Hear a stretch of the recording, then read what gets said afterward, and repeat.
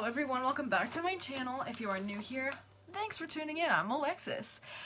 So, as you can tell by the title, I will be reading my beautiful work from, oh my god, I don't even know when. I wonder if there's a year on here. Okay. No. I want to say like 2010 or something like that. I was really young and I thought it'd be a great idea to write a book. So I mean, I have a whole folder dedicated to it. It was called Red Snow. It's about the Civil War. Oh wow, I even had some visuals. Look at this. Red Snow with some shoes. And I can't show you that. It's a spoiler. I'll show you at the end. Okay.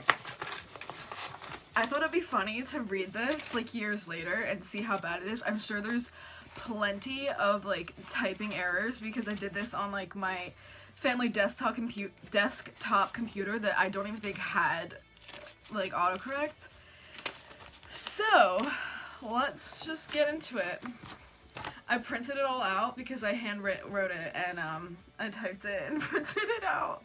Let's get into it, alright? Chapter 1. Life on the farm. Cora, come quick. I'll be right there, Adam. Mind you, look, there's no quotations or anything. It's just straight words. Okay. I'll be right there, Adam. I called to my fiancé. The new calves have been born. I went into the farm and took a glance at the newly born calves. After we ate supper, I ran to the post office to see if we had mail, and luckily we did. I opened the letter. It was from the general. It read in bold letters. Wow, I literally bolded and put it all in caps, okay. Cora Adams, please come to serve us as a nurse. Your fiancé, a sergeant. Sergeant spelled S-A-R-G-A-N-T. We would be pleased to have you fight in the war with us. We have heard much of you and look forward to serve with you. Sincerely? That's not what this says, oh my god. Sincerely, General Rick Lohana. Yeah, because that would definitely happen back then, you know, they were like, hey you, we want you, babe, like, come serve for us.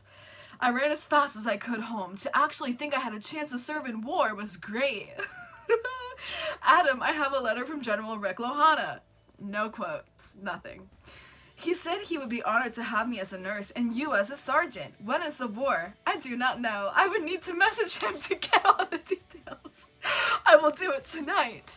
Later that night I wrote, Dear Mr. Lohana, Adam and I would be pleased to serve with you, but firsty, obviously I meant first, some questions. What is the date of the event? Will we need to pack clothes? And what station will we be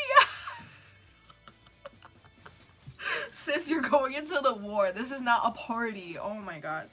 Cora Adams. At the crack of dawn the next day, I walked in the breezy winter weather to the post office to send my letter. I gave it to the man and walked home. A week later, I received a message from Rick Lohana.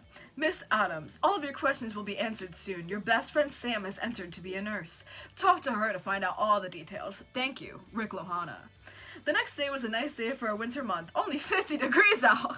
So I used that nice day to walk over to Sam's house, who luckily was only next door. When I got there, we sat down, talked, and had some tea. After she told me all the details about the war, I walked home for supper. The next day, Adam and I walked downtown to get nice shoes and other spiffy things for the war. Sis, why are you getting so dressed up? You're finna die. Like, honey, let's go get some new shoes. We have to match for the war. When we were done shopping, we went to my mother's house to lunch. I just can't believe in only 14 more days. I'll be on the battlefield with my fiancé serving in war. Wow. End of chapter 1. Chapter 2, on the battlefield. Unfortunately, it is a day where I can't turn back and I actually have to face my fear of becoming an inch close to dying. I met the other nurses who I can learn to love and had to say goodbye to the person who I loved most, Adam, for the first and hopefully the last time. Back up, honey. First off, you were excited about going into the war, and I thought Adam was going to be serving with you, so why do you have to say goodbye? Okay. We were in each other's arms for the longest time until he had to actually go and fight for freedom. Oh, okay. Got it. When it was his time to go, I worried the longest time if his life would flash in front of him and he would be gone. But deep inside, I knew he was strong and that he would fight so hard. But then another crept into me. Another crept into me. Crept spelled K-R-E-P-T. If he dies, we won't be able to get married and start a family, so I had an idea. In about 3 hours and 15 minutes, we had to treat our third wounded soldier, who so far was hurt the most severely, with a bullet gone in his neck, allowing his artery to bulge out. Oh my god. Trigger warning, guys, sorry. My hands were full of blood after pressing my fingers in his artery to help it to stop bleeding less. It was heartbreaking looking down and nothing but bloody snow was lying under your feet, hence the title Red Snow. I know, I'm good, I know.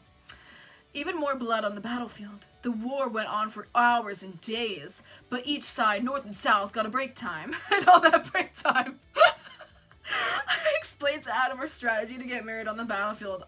Open our next break. Okay, why did I think that there was like a break time in the middle of war? Like, halftime, guys, take a quick 5, and we'll be back to killing each other in just then. Like, what? Oh, wow. Okay. He agreed. We telegrammed the preacher who said he would be there ASAP. Oh, yeah, I bet. He came at our next break, and at that moment, we got married. But unfortunately, the war started again. Oh, boy. This was our 100th hurt soldier. He had a bullet in his leg and got shot in the chest. I heard him mumble to me, "Nurse Cora saved me right before he died." Oh my god.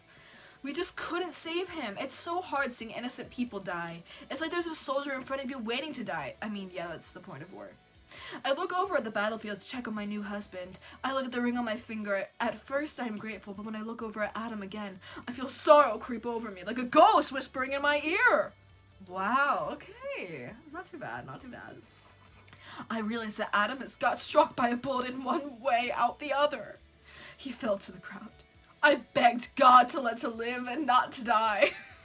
I pray so hard I feel I can't pray anymore. I ran over to Adam crying so hard. I checked to see if he's still alive. I could have sworn I heard Adam mumble, "Cora, help yourself, I will be fine." Oh my god. And then the worst thing that can happen to me happened. The person who I love the most, Adam, died. Thousands of corpses lie on the field. Lie spelled L-Y-E. I still couldn't believe he's dead. I thought I was dreaming. I think that was the bloodiest war, and in my eyes it was the deadliest. I heard the South's general yell, "We surrender." Even though they were winning, they gave up, and we won. Chapter 3, Life at Home Without Adam. When I got back home, the farm was so lonely. I just received the local newspaper and the heading was, "Civil War equals bloodiest war." I was so upset that it reminded me of Adam, but at the same time I was happy I served in a war. That night I prayed to see how Adam was, and that night I walked over to Sam's house because I was so depressed. She knows how I feel because she recently lost her husband from war. She confronted me and reminded me that God will always love me, no matter what happens. Okay, but my question is, was Sam also a nurse? Like, why don't we get to hear from her? Was she in the war too? Hello? Chapter 4, The Funeral. A week after the war, we held a funeral for Adam. Everyone was there. My family, his friends. No. My family, his family, my friends, his friends. I was also recognized as Mrs. Adam Cora Richardson. Adam's favorite thing was his toy airplane, so I brought that to the funeral and put it on his grave. Until I die, I'll remember all the nurses I have worked with, all the wounded soldiers I treated, and most importantly, my husband, Adam. This is my last goodbye to you, Adam. So goodbye, Adam. I will see you in heaven when I get there. Wow, I really thought I did something. Okay. And there's more. Don't you worry. Chapter 5, The Wedding. What? Okay. Cora decided oh, now it's third person. Okay. Cora decided that she would not live the rest of her life being depressed, so she set out on a mission to be a nurse for Red Cross, but not go to war. At Red Cross, when she applied, she got to take a tour of the building. She met a handsome doctor whose name was Emmett. Wow, she's already moving on. Okay. Emmett joined Red Cross for past experiences he had, and felt that he wanted to be there to help people like they did for him. He looked quite familiar. There was also another male. There was only 2. And his name was Jasper. Okay, this is most definitely when Twilight came out, because Emmett and Jasper, come on. Hello. He joined because his girlfriend, Betty, works there also. If Cora joined, she would be the oldest nurse to be there. She is 36. The rest of the crew was in their 20s. Cora really liked it here, and after she got interviewed on her nurse background, she prayed she made it. Betty came out and told her that it was okay to leave, and they will mail a letter telling the news. At that moment, Cora was very happy. Before I went home, oh my god, now I'm switching back into first person. Oh no, sister.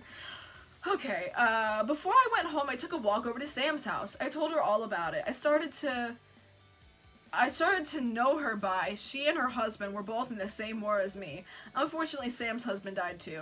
Sam was really interested. She decided she would apply for it tomorrow.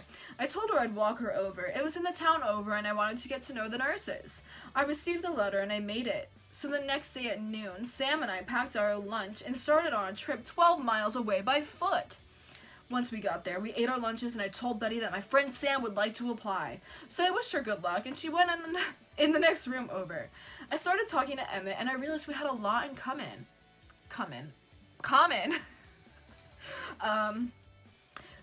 Well, he's in the medical field. His wife died in the Civil War, too. His wife was a nurse, also. That's why he looks so familiar to me. He was a doctor at the war, also. When I told him that I was there too, he said he helped a young nurse plug fingers in a soldier's artery when popped out. I told him that was me, and he started blushing. I thought he was handsome also. By this time, Sam was done with her interview. When she was done, I introduced her to everybody. We talked a little, then left. When we left, Sam told me very important news. She exclaimed that she was interested in Emmett. Oh no, I announced that I was too. But then I reminded her that we had husbands in heaven waiting for us. Sam agreed with me, but was still interested. I said jokingly, you should ask him out to go out on a date. She took me seriously. How freaking dare she? And when she found out she got accepted to Red Cross, we asked him. They went to a fancy restaurant. It's been 3 months since we applied for the job, and we have been working happily ever since. Sam and Emmett have been taken very seriously. They were now dating. I keep reminding her she has a husband, but she doesn't listen to me. Okay, Cora, relax, because you were just thinking about taking Emmett too. So back it up, sweetie, and think of yourself. Thanks. Okay. She's 6 years younger than me, though. They're so serious that Betty spread a rumor of Emmett proposing. I don't believe it, though.